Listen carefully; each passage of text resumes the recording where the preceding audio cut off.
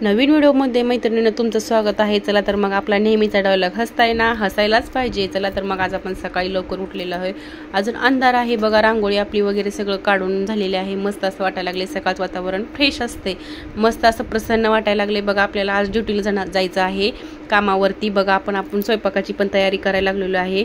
मस्त असं fresh fresh fresh इतकं वाटायला लागले की मस्तच वाटायला लागले।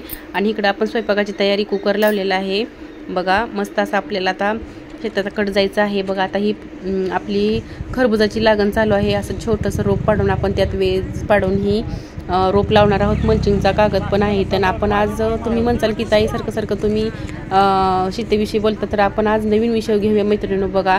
कारण आपल्या व्हिडिओची लोक कॉपी खूपच करतात, म्हणून कॉपी करायची नाही, कारण आपली क्वालिटी आणि क्वांटिटी वेगळीच आहे। तर बघा मैत्रिणींनो, मग आपण आज कशाविषयी बोलणार आहोत, कारण बघा जिथं जाईल तिथं कामाला म्हणतात की मुली आहेत का, मुली आहेत का। मुली तर भरपूर आहेत हो, पण मुलींची आणि मुलींच्या आईंची इतकं डिमांड वाढले की म्हणतात की शेतकरी नको नवरा, आणि शेत म्हटलं की शेत पाहिजे म्हणतात। पण अहो, शेतकऱ्याचा तर विषयच वेगळा आहे बघा।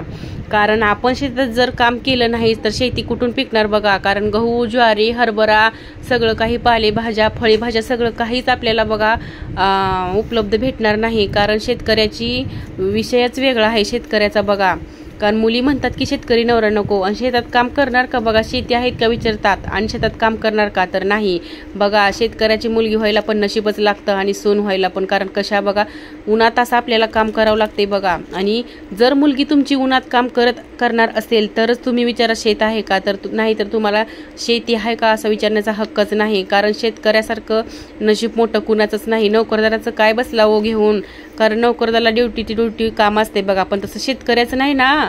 शेतकऱ्याला कसं कधी पण केलं कधी पण नाही केलं तसं काय नाही, तो काय कुणाच्या बांधील नाही। तसं शेतकऱ्याचं आयुष्य मस्तच आहे, आणि शेतकरी व्हायला पण नशीबच लागतं बरं का मैत्री।